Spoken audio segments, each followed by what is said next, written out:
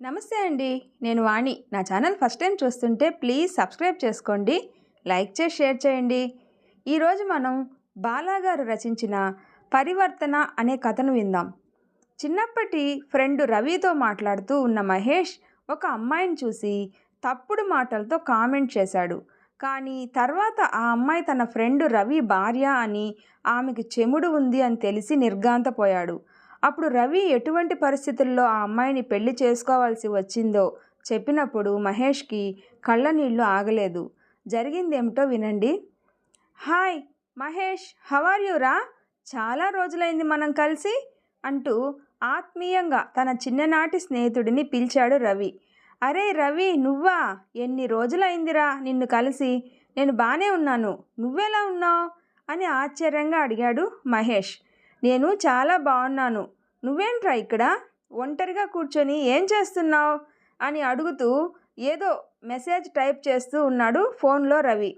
ఇక్కడే job trials వేస్తున్నానురా, రూమ్లో ఖాళీగా ఉండటం ఎందుకు అని అప్పుడప్పుడు వచ్చి ఇక్కడ కూర్చొని వచ్చేపోయే అమ్మాయిలకు సైట్ కొడుతూ ఉన్నాను. నువ్వెలాగో ఇక్కడ అమ్మాయిల్ని పట్టించుకోవు, కనీసం మాలాంటి వాళ్ళైనా వాళ్ళని పట్టించుకోకపోతే వాళ్ళు ఫీల్ అవుతారురా బాబు అంటూ అటువైపుగా వస్తున్న ఒక అమ్మాయిని చూపిస్తూ, అరే రవి, ఆ అమ్మాయిని చూడు, సూపర్ ఉంది, జీవితంలో ఇలాంటి అమ్మాయినే పెళ్లి చేసుకోవాలిరా అంటూ కత్తిలాగా ఉంది కదూ అంటూ అదీ చాలక ఒక అసభ్యకరమైన మాట ప్రయోగించి ఆమె వంక వెకిలిగా పరీక్షగా చూడసాగాడు. ఆమె నడుస్తూ వచ్చి మహేష్ ముందు నిలబడి, మీరే కదా మహేష్, ఎలా ఉన్నారు అంటూ అతనిని ప్రశ్నించింది. ఒక్కసారిగా మహేష్ బిక్కమొహం వేసి ఏం చెప్పాలో అర్థం కాక రవి వంక చూస్తూ ఉన్నాడు.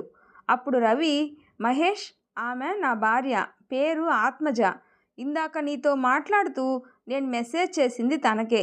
నేను నా ఫ్రెండ్ మహేష్తో మాట్లాడుతూ ఉన్నాను, నువ్వు కొంచెం ముందుకు నడిచి రమ్మని చెప్తే తను ఇలా వచ్చింది అని మహేష్ కళ్ళ వంక చూశాడు. మహేష్ తను ఇంతకుముందు ఆమె గురించి అన్న మాటలకి కొద్దిగా ఇబ్బంది పడి తల పైకెత్తి తిరిగి రవి మొహం చూడలేక అలానే మౌనంగా నిలబడిపోయాడు. రవి పక్కన పార్కింగ్లో ఉన్న తన బైక్ తీసుకురావడానికి వెళ్ళాడు. ఇంతలో ఏమైంది మహేష్ అన్న, అలా ఉన్నావు? ఆయన ఏమైనా క్లాస్ చెప్తున్నారా ఏంటి అంటూ నవ్వుతూ అన్నా అని వరుస కలిపింది ఆత్మజ. ఆమె తనను అలా పిలవడంతో మహేష్కి తాను చేసిన పని ఎంత పెద్ద తప్పో అర్థమయ్యి కళ్ళల్లోకి నీళ్లు చేరాయి. అంతలో రవి బండి తీసుకొని వచ్చాడు. ఆత్మజ బండెక్కి, అన్నా, మీరు ఈరోజు సాయంత్రం ఇంటికి భోజనానికి రండి తప్పకుండా. ఈసారి మీకు ఈయన క్లాస్ తీసుకోకుండా ఈ ప్రిన్సిపాల్ సెలవు ప్రకటిస్తుంది అని చిన్నగా నవ్వుతూ రవిని చూసి మహేష్కి చెప్పింది. కానీ మహేష్ కనీసం తల కూడా పైకి ఎత్తలేదు. అనుమానం వచ్చిన ఆత్మజ రవి వంక చూస్తూ మీరు కూడా చెప్పండి అన్నట్టు సైగ చేసింది. అరే మహేష్, ఇటు చూడు, నువ్వు సాయంత్రం ఇంటికి వస్తున్నావు, నేను నీకు లొకేషన్ షేర్ చేస్తున్నాను, సరే ఉంటాను, బాయ్ అని చెప్పి లొకేషన్ షేర్ చేసి రవి బండి మీద వెళ్ళిపోయాడు. వాళ్ళు వెళ్ళగానే మహేష్ తన తల పైకెత్తాడు. ఇంకా జీవితంలో రవిని కానీ ఆత్మజాను కానీ కలవకూడదు అని నిర్ణయం తీసుకొని అక్కడి నుండి బయలుదేరాడు. సాయంత్రం అయింది. రవి తన పిల్లాడిని స్కూల్ నుండి తీసుకొని వచ్చి భార్యని పిలుస్తూ, ఆత్మజ, సాయంత్రం భోజనానికి ఏం చేస్తున్నావు? మహేష్కి ఇష్టమని నేను బయట నుండి స్వీట్స్ తెచ్చాను, సో నువ్వేమీ స్వీట్స్ చేయకు అంటూ వాష్రూమ్కి వెళ్ళి ఫ్రెష్ అయి వచ్చి హాల్లో టీవీ ఆన్ చేసి కూర్చున్నాడు. ఏమండి, నాకు అనుమానం, అసలు మహేష్ అన్న వస్తాడంటారా అని మెల్లగా సందేహం వెళ్ళబుచ్చింది ఆత్మజ. ఏమో, వస్తాడనే అనుకుంటున్నాను, ఆగు ఒకసారి ఫోన్ చేసి చూస్తాను అంటూ ఫోన్ చేశాడు రవి. మహేష్, ఎక్కడ ఉన్నావు? స్టార్ట్ అయ్యావా లేదా అని అడిగాడు రవి. రవి, నేను రావడం లేదు, వేరే పని ఉంది, మరెప్పుడైనా వస్తాను అని చెప్పాడు మహేష్. అదేంట్రా, నువ్వు వస్తావు అని తను నీ కోసం అన్నీ సిద్ధం చేసింది, నువ్వు రాకపోతే నాకన్నా తను చాలా ఫీల్ అవుతుంది అని దబాయింపుతో కూడిన చనువుతో అన్నాడు రవి. వీళ్ళ మధ్య సంభాషణ చూస్తూ అర్థం చేసుకున్న ఆత్మజ రవి చేతి నుండి ఫోన్ లాక్కొని, అన్నోయ్ నువ్వు రాకపోతే నేను వండిన వంటలన్నీ మీ ఫ్రెండ్తోనే తినిపిస్తాను. అప్పుడు నువ్వు ఆయన్ని చూడటానికి హాస్పిటల్కి రావాలి. కాబట్టి నువ్వు ఇప్పుడు ఇంటికి వస్తావో అప్పుడు హాస్పిటల్కి వస్తావో నీ ఇష్టం. సరదాగా వచ్చి భోజనం చేసి ఓ 10 నిమిషాలు పాత జ్ఞాపకాలను గుర్తు తెచ్చుకొని వెళ్దురు గాని త్వరగా రండి అంటూ ఫోన్ కట్ చేసి రవి చేతిలో పెట్టి వంటగదిలోకి వెళ్ళిపోయింది. మహేష్కి ఏం చేయాలో అర్థం కాక కొన్ని నిమిషాలు ఆలోచించుకొని రవి ఇంటికి వెళ్ళి చేసిన తప్పుకి క్షమాపణ చెప్పాలి అని మనసులో అనుకొని బయలుదేరాడు. మహేష్ చాలా సమయం గడిచినా రాకపోయేసరికి రవి మళ్ళీ ఒకసారి ఫోన్ చేద్దాం అనుకుంటూ ఫోన్ చేతిలోకి తీసుకున్నాడు. అంతలోకే కాలింగ్ బెల్ మోగింది. ఎవరా అని తలుపు తీసి చూస్తే మహేష్. అతని మొహం ఇంకా అలాగే మొహమాటంగా ఉంది. అన్నా వచ్చేసావా, రావేమో అని ఆయన కంగారు పడుతూ ఉన్నారు. మీరు రాలేదు అని కాదులే, నా వంట మొత్తం ఆయన ఒక్కడే తినాలని. సర్లే సమయానికే వచ్చారు, మీ ఇద్దరు కూడా చేతులు కడుక్కొని వస్తే తినేద్దాం అని మహేష్తో అంటూ వండిన వంటలు టేబుల్ మీద సర్దసాగింది. మహేష్ మొహమాటంగా భోజనం చేశాడు అని ఇద్దరికీ అర్థమైంది. మహేష్ అలా మేడ మీదకు వెళ్ళి మాట్లాడుకుందాంరా అంటూ పైకి తీసుకువెళ్ళాడు రవి. పైకి వెళ్ళిన తర్వాత, రవి నీకో విషయం మనస్ఫూర్తిగా చెప్పాలిరా అంటూ దీర్ఘమైన శ్వాస తీసుకున్నాడు. ఏముంది, మహా అయితే నువ్వు కొన్ని గంటల క్రితం జరిగిన దానికి క్షమించమని అడుగుతావు. నీ భార్య అని తెలియక అన్నాను అంటావు, అంతే కదా అంటూ మహేష్ మనసులో అనుకున్న మాట రవి చెప్పాడు. అవును రవి, అంతకన్నా ఏం చెప్పగలను అంటూ సిగ్గుతో తల వంచుకున్నాడు.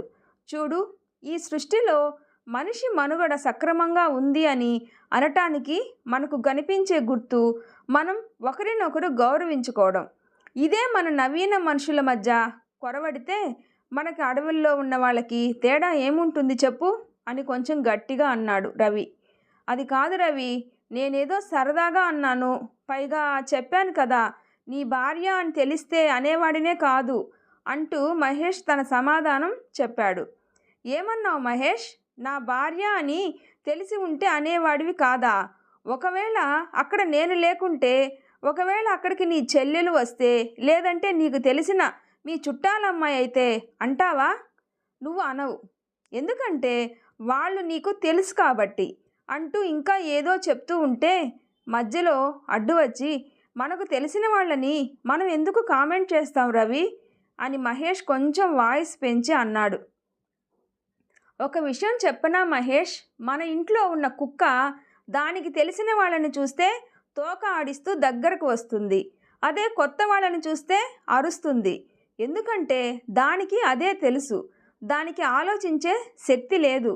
కానీ మనకి ఉంది, మనకి మాత్రమే ఉంది అని కోపంతో నిండిన గొంతుతో అన్నాడు రవి. అంటే ఇప్పుడు నేను ఏం ఆలోచించకుండా మాట్లాడుతున్నానా అంటున్నావా అని మహేష్ అన్నాడు. ఇప్పుడు కూడా నువ్వేమంటున్నావు? తెలిసిన వాళ్ళను కామెంట్ చేయను అని, అంటే తెలియని వాళ్ళను చేస్తాను అనే కదా. మా ఇంట్లో ఉన్న కుక్క కూడా అంతే, ఎవరైనా కొత్త వాళ్ళు వస్తేనే అది అరుస్తుంది అని కొద్దిగా కఠినంగా చెప్పాడు రవి. అంటే ఇప్పుడు నాలాగా కొన్ని వందల మంది రోజు దారిని పోయే 100 మందిని కామెంట్ చేస్తూ ఉంటారు. నీ దృష్టిలో వాళ్ళందరూ నీ కుక్కలతో సమానమా అని అడిగాడు మహేష్. అవును, నా దృష్టిలోనే కాదు, మంచి చెడుల విచక్షణ తెలిసిన ఎవ్వరి దృష్టిలో అయినా అంతే. ఎదుటి వాళ్లను గౌరవించడం ఈ సమాజంలో బ్రతుకుతున్న మన అందరి మొదటి కర్తవ్యం. నువ్వు ఒకడిని గౌరవిస్తేనే మరొకరు నిన్ను, నీ కుటుంబాన్ని గౌరవిస్తారు. ఇది మీకు ఎందుకు అర్థం కావడం లేదు అని తనలో ఉన్న అసహనం బయటపెట్టాడు. అరే రవి, ఇవన్నీ ఈ రోజుల్లో చాలా మామూలురా అని తేలికగా అంటూ తన ఫోన్లో టైం చూస్తున్నాడు మహేష్. చూడు మహేష్, కాలంతో పాటు మనిషి మాట తీరు మారింది. అనకూడని పదాలు కూడా చాలా సులభంగా చెల్లి, తల్లి, భార్య అనే భేదం లేకుండా నోటికి ఏది వస్తే అది మాట్లాడుతూ ఇదే అభివృద్ధి చెందిన సమాజం అని అనుకుంటున్నారు.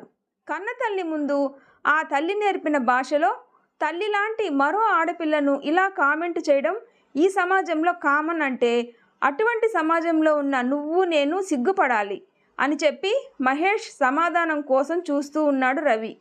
అది కాదు రవి, కావాలని పనిగట్టుకొని కనిపించిన అందరినీ ఎందుకు కామెంట్ చేస్తాను, నువ్వు ఒకసారి ఆలోచించు అని రవిని శాంతపరిచేలా అన్నాడు మహేష్. అలా అంటావా? నీలాగే అందరూ ఆలోచిస్తున్నారు మహేష్, నేనేం అందరినీ అనడం లేదు కదా. కానీ వాస్తవం ఏమిటో తెలుసా?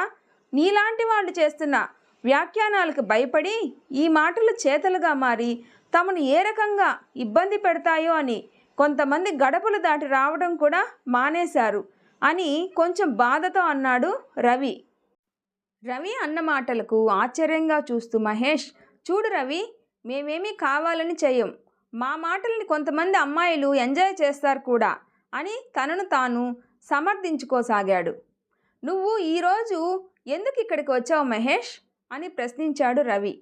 నువ్వు భోజనానికి పిలిచావనే కదా నేను వచ్చాను అంటూ సమాధానం చెప్పాడు మహేష్. ఇది ఒక కారణం మాత్రమే, కానీ అసలు కారణం వేరు. నేను చెప్పనా అదేంటో? నువ్వు ఉదయం చేసిన పనికి క్షమాపణ చెప్పడం కోసం. అంటే నువ్వు చేసిన పని నీకు తప్పుగా అనిపించింది. ఆ సమయంలో కనీసం నువ్వు నీ తల పైకి ఎత్తి కామెంట్ చేసిన ఆత్మజ మొహంలో కూడా చూడలేకపోయావు. కామెంట్ చేసిన నీకే అంత అవమానంగా ఉంటే ఆ మాటలు విన్న ఆత్మజ ఎంత బాధపడేదో నువ్వు ఒక్కసారి ఆలోచించు అంటూ అతని ఆలోచన విధానం సరైంది కాదు అని మహేష్కి రవి చెప్పాడు. రవి చెప్తున్న మాటలకి మహేష్కి తన తప్పు మెల్లగా తెలిసి వచ్చింది. అతని కళ్ళల్లోకి చూడలేక దిక్కులు చూస్తూ స్నేహితుడు చెప్తున్న మాటలు వినసాగాడు. మీరు చేసే కామెంట్స్కి ప్రపంచంలో ఏ స్త్రీ కూడా ఎంజాయ్ చేయదు, చేస్తుంది అనుకోవడం మీలాంటి వాళ్ళ మూర్ఖత్వం అంతే. గౌరవం అనేది ఇచ్చిపుచ్చుకునే డబ్బులోనో లేక బహుమతులలోనో ఉండదు, కేవలం ఇచ్చిపుచ్చుకునే మాటల్లోనే ఉంటుంది. ఒక్క మాట చాలు, అది ఎన్నో అనర్థాలకి దారితీస్తుంది అని రవి అన్నాడు. అనర్థాలా అంటూ ఆశ్చర్యంగా చూశాడు మహేష్. అవును మహేష్, నీలాగా కామెంట్స్ చేసేవాళ్ళ వల్ల ఎంతోమంది అమ్మాయిలు ఎన్నో అఘాయిత్యాలు చేసుకుంటూ ఉన్నారు. మీరందరూ వరుసగా వెళ్ళి ఆ అమ్మాయిలకు క్షమాపణలు చెప్తే సరిపోతుందా? ఒక్కసారి ఆలోచించు మహేష్. ఆ ఆడపిల్లలను కన్న తల్లిదండ్రులు, తోడబుట్టిన వాళ్ళ బాధకి అవి అడ్డు వేయగలవా? వేయలేవు అంటూ ఆ వ్యాఖ్యానాల వెనుక ఏం జరుగుతుందో అతను వివరించాడు. ఆలోచనలో మునిగిన మిత్రుణ్ణి చూస్తూ, చూడు మహేష్, దీనినే నేను ఇంకో కోణంలో చెప్పనా? నువ్వు కామెంట్ చేసిన అమ్మాయి కొంచెం ధైర్యవంతురాలైతే నీ మీద ఈవ్ టీజింగ్ కేసు పెడుతుంది. అప్పుడు నువ్వేం చేస్తావు? నీ కుటుంబం రోడ్డున పడుతుంది, మీ పరువు మంట కలుస్తుంది. నీ ఇంట్లో ఆడపిల్లలు ఉంటే వాళ్ళ పరిస్థితి ఏంటి? ఇదంతా చూసిన మీ అమ్మా నాన్నల పరిస్థితి ఏంటి? ఆలోచించు ఒక్కసారి అంటూ సమయం ఇస్తూ కొద్ది క్షణాల పాటు మౌనంగా ఉన్నాడు రవి. మహేష్ నిశ్శబ్దంగా మేడ మీద నుంచి కిందికి చూస్తూ ఆలోచిస్తూ ఉన్నాడు. ఏ సమాధానం ఇవ్వలేదు. అసలు మన మనసులో ఎప్పుడైతే ముక్కు మొహం తెలియని ఎదుటి వాళ్ళను మాటలతో ఇబ్బంది పెట్టాలి అని చేస్తామో అప్పుడే మనం మనుషులం కాదు, ఇంగితం లేని పశువులు అని అర్థం. నేను నువ్వు అన్న మాటకి ఇంతలా నీకు వివరణ ఎందుకు ఇచ్చానో తెలుసా మహేష్ అడిగాడు రవి. చివరి మాటకు అతని గొంతు వణకటం గమనించాడు మహేష్. రవి కళ్ళల్లో సన్నటి నీటి పొరను గమనించిన మహేష్, తప్పు చేసింది నేను, బాధపడాల్సింది నేను, నువ్వు కాదు. నువ్వెందుకురా బాధపడుతున్నావు? రవి దగ్గరకు వస్తూ అన్నాడు మహేష్. ఒకప్పుడు నేను చేసిన తప్పుకి ఒక నిండు ప్రాణం గాలిలో కలిసింది అంటూ తన కళ్ళు తుడుచుకుంటూ రవి మహేష్ వంక చూశాడు. ఏంటి రవి, ఏమంటున్నావు? నాకేం అర్థం కావటం లేదు, ఏం జరిగింది అంటూ తన జోబులో ఉన్న రుమాలు రవికి ఇస్తూ అన్నాడు మహేష్. జీవితంలో అనుభవాలు పాఠాలు నేర్పుతాయి అని అందరూ అంటూ ఉంటే నేను ఏమోలే అనుకున్నాను. కానీ నేను చేసిన తప్పు మరెవ్వరూ చేయకూడదనే ఇతరులకు చెప్తున్నప్పుడు నా అనుభవమే నాకు ఒక పాఠం అయింది. దీనికంతటికీ కారణం మన నోటి నుండి వచ్చే ఎన్నో తేలికపాటి మాటలు. అనాలోచితంగా మాట్లాడే మాటలే మరో మనిషి మనసులో తూటాలుగా మారి మన మీద ఒక చెడు అభిప్రాయాన్ని తీసుకొస్తున్నాయి. తెలిసి తెలియక నేను కూడా చాలా రోజులు ఇలాగే ప్రవర్తించాను.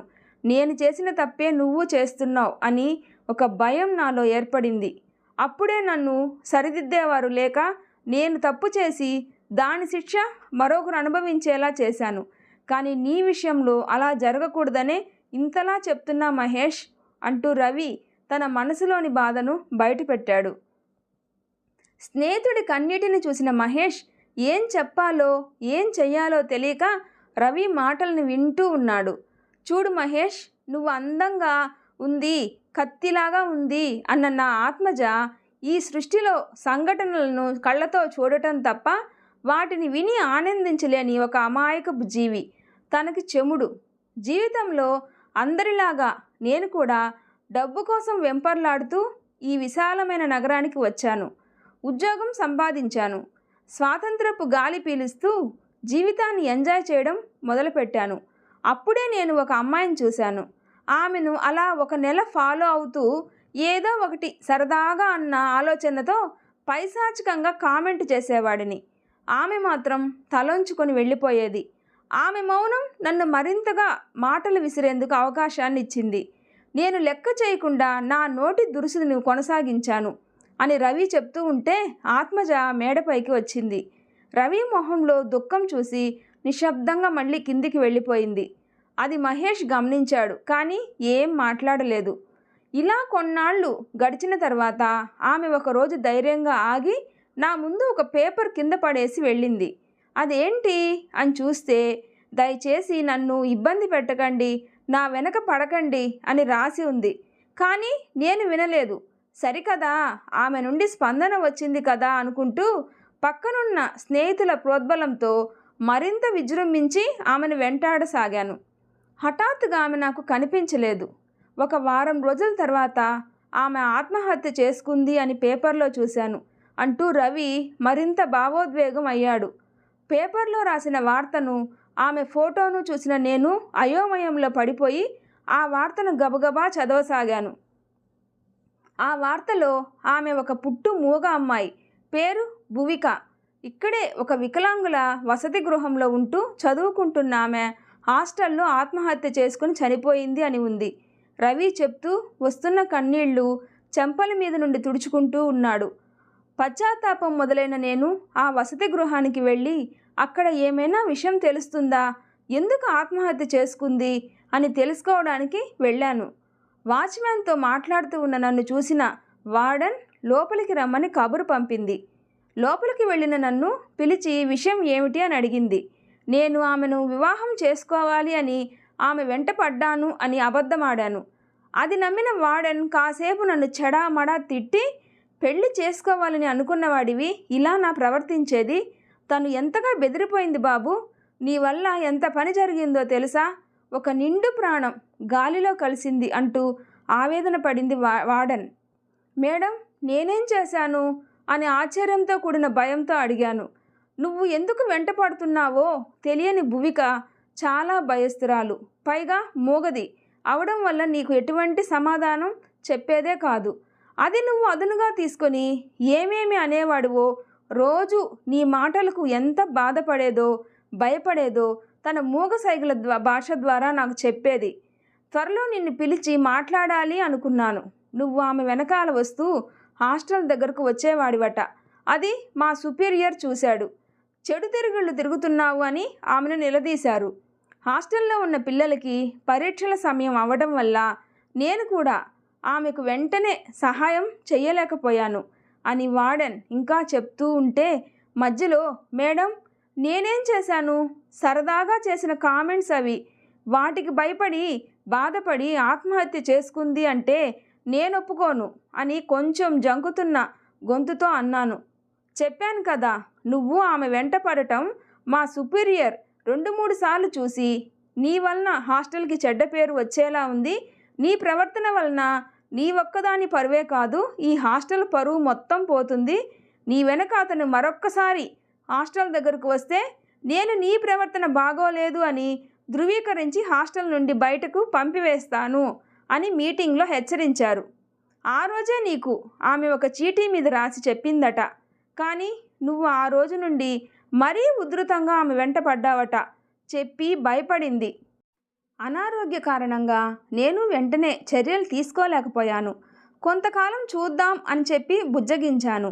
నువ్వు చేసే కామెంట్సు, సుపీరియర్ హెచ్చరిక ఆమెను చాలా మనోవ్యధకు గురి చేశాయి. కనీసం చివరిగా నాతో కూడా చెప్పలేకపోయింది అంటూ తన కళ్ళ నుండి వస్తున్న కన్నీరు తుడుచుకుంది. ఇదంతా విన్న నా చేతులు మెల్లగా వణకడం మొదలయ్యాయి. ప్రమేయం లేకుండా కంటినీరు ధారాపాతంగా బయటికి ఉబికి వస్తుంది. ఏం చేయాలో అర్థం కావటం లేదు. నా చెవుల్లో ఆమెను అన్న మాటలన్నీ ఒక్కసారిగా మారు మోగుతున్నాయి. తలంతా భారమైంది. అంతలోకే వార్డెన్ ఆమె చనిపోతూ ఒక సూసైడ్ నోట్ రాసి చనిపోయింది అని చెప్పింది. ఒక్కసారిగా నా కాళ్ళు చేతులు వణకడం రెట్టింపు అయ్యాయి.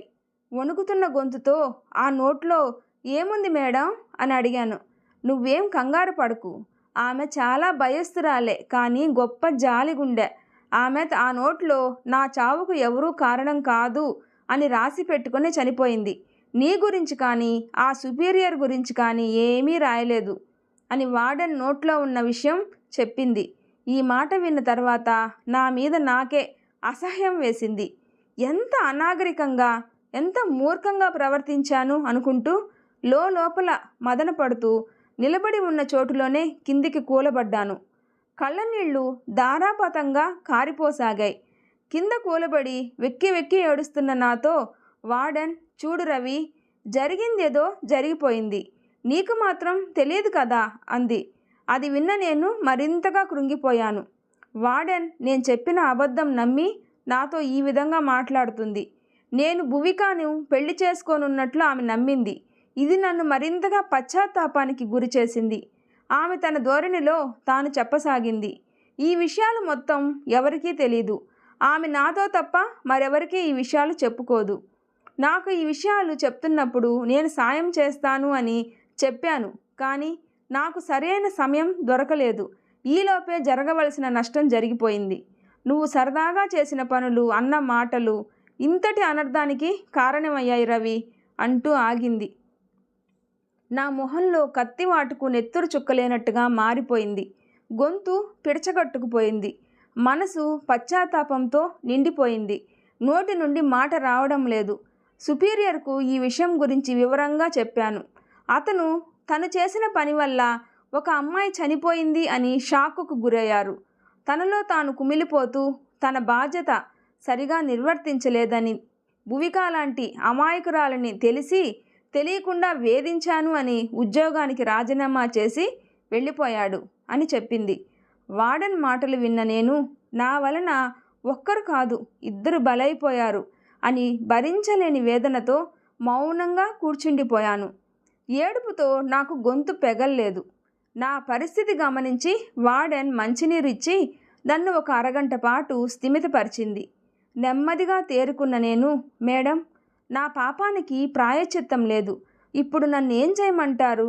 ఏం చేస్తే నిష్కృతి లభిస్తుంది చెప్పండి, అదే నేను చేస్తాను అంటూ వార్డెన్ పాదాల మీద పడ్డాను.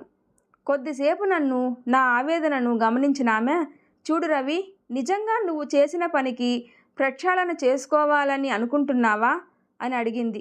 నేను అవును అన్నట్లు తలూపాను. ఆమె, సరే, ఇప్పుడు నువ్వు చేస్తాను అంటే ఒక పని చెయ్యాలి. భువిక అక్క ఒక అతన్ని ప్రేమించి అమ్మా నాన్నలు లేకపోవడం వల్ల ఒక తప్పుడు నిర్ణయం తీసుకొని అతన్నే పెళ్లి చేసుకుంది. అతను కొన్నాళ్ళు సరిగానే ఉండి మోజు తీరాక దారి తప్పి వ్యసనాలకు బానిస అయ్యి ఆమెను చిత్రహింసలు పెట్టేవాడు. అతని తల్లిదండ్రులు నిన్ను పెళ్లి చేసుకోవడం వల్లే మా వాడికి ఈ స్థితి పట్టింది అని రోజు సూటిపోటి మాటలతో వేధించేవాళ్ళు. ఒకరోజు తాగి వస్తూ అతను రోడ్డు ప్రమాదం జరిగి అక్కడికక్కడే మృతి చెందాడు. అదే రోజు ఆమె అత్తమామలు, నీ వల్లే ఇదంతా జరిగింది, నువ్వొక నష్టజాతకురాలివి అని ఇంటి నుండి బయటకు గెంటేశారు. చిన్నతనంలో తెలియక చేసిన తప్పుకు శిక్ష అనుభవిస్తుంది. విధి లేక ఆమె ఇప్పుడు ఇక్కడే తన బిడ్డను చూసుకుంటూ చిన్నా చితకా పని చేసుకుంటూ జీవితం సాగిస్తూ ఉంది. కానీ ఒంటరి ఆడది అవడం వల్ల ఆమెలో ఉన్న తల్లితనం కాకుండా ఆడతనం కోసం వెంపర్లాడుతూ ఉన్నారు చుట్టూ ఉన్న జనం. వీలుంటే నువ్వు వెళ్ళి ఆమెకు ఏదైనా సహాయం చెయ్యి అని చెప్పి అడ్రస్ ఇచ్చి పంపింది వార్డెన్. నేను ఆ అడ్రస్ తీసి చూస్తే ఆమె పేరు ఆత్మజ అని ఉంది అంటూ రవి భారంగా ముగించాడు. మహేష్ ఒక్కసారిగా ఉద్వేగానికి గురయ్యాడు. నిజమా అన్నట్టు రవి వంకాల చూస్తూ ఉండిపోయాడు. రవి గతం విని పెళ్ళుబిక్కిన బాధతో అతనిని గట్టిగా హత్తుకొని, రవి, ఇన్నాళ్ళు నేను చేసింది తప్పు కాదు అన్న భ్రమలో ఉండేవాడిని. ఇప్పుడు నేను చేసింది ఎంత పెద్ద తప్పో అర్థమైంది అంటూ, ఇకపై నా వలన ఎటువంటి పొరపాటు జరగదు అంటూ వాగ్దానం చేశాడు. నీ వల్ల అంత పెద్ద తప్పు జరగకుండా జరుగుతుందేమో అన్న భయంతో నిన్ను హెచ్చరించాలి అని ఇవన్నీ చెప్పాను అంటూ ఆగాడు. కొన్ని క్షణాల తర్వాత, రవి, నువ్వు ఇప్పుడు చెప్తున్న ఈ మాటలు నా తుది శ్వాస వరకు నా మనసులో నిలిచి ఉండిపోతాయి. మరొకసారి ఒక అమ్మాయినే కాదు, సమాజంలో ఎవ్వరిని కూడా మాటలతో వేధించను. అలా ఎవరు చేసినా తప్పు అని వారిస్తాను. తనలో వచ్చిన మార్పును తెలియజేస్తూ అన్నాడు మహేష్. మహేష్, నీలో నేను ఈ మార్పే కోరుకుంటున్నాను. అంతేకాని నాకు మరో ఉద్దేశం అయితే లేదు. నేను చేసిన తప్పుకి నేను పరిహారంగా ఆత్మజాని పెళ్లి చేసుకుంటే ఆ దేవుడు నాకు వేసిన శిక్ష అమ్మా నాన్నలకి దూరం చేశాడు. ఒక భర్త హీనను ఎవరికీ తెలియకుండా పెళ్లి చేసుకోవడం వల్ల నన్ను ఇంటిలో కూడా రానివ్వలేదు. కారణం చెప్పినా వినలేదు. కానీ నేను అవన్నీ పట్టించుకోలేదు. కేవలం ఇది నేను నా చేతులారా చేసిన తప్పుకి పరిహారం అని భావిస్తూ ఆత్మజాకి ఒక జీవితం ఇవ్వాలి అని ఇస్తున్నా అని ప్రశాంతంగా అన్నాడు రవి. మళ్ళీ పైకి వచ్చిన ఆత్మజ, అన్నా, మీ పాత జ్ఞాపకాల నుండి బయటికి వస్తే వాస్తవంలో మీ ఫ్రెండ్ తెచ్చిన స్వీట్స్ తినొచ్చు, కిందికి రండి అంటూ పిలిచి వెళ్ళిపోయింది. ఈసారి ఆత్మజాకి రవి మొహం ప్రశాంతంగా కనిపించింది. రవి, మహేష్ ఇద్దరూ నిర్మలమైన మనసులతో కిందికి దిగి వెళ్ళారు. వీడియో నచ్చితే ప్లీజ్ లైక్ చేసి షేర్ చేయండి, సబ్స్క్రైబ్ చేసుకోండి, ప్లీజ్ సపోర్ట్ చేయండి. స్టోరీ ఎలా ఉందో తప్పకుండా కామెంట్ చేయండి. Thanks for watching.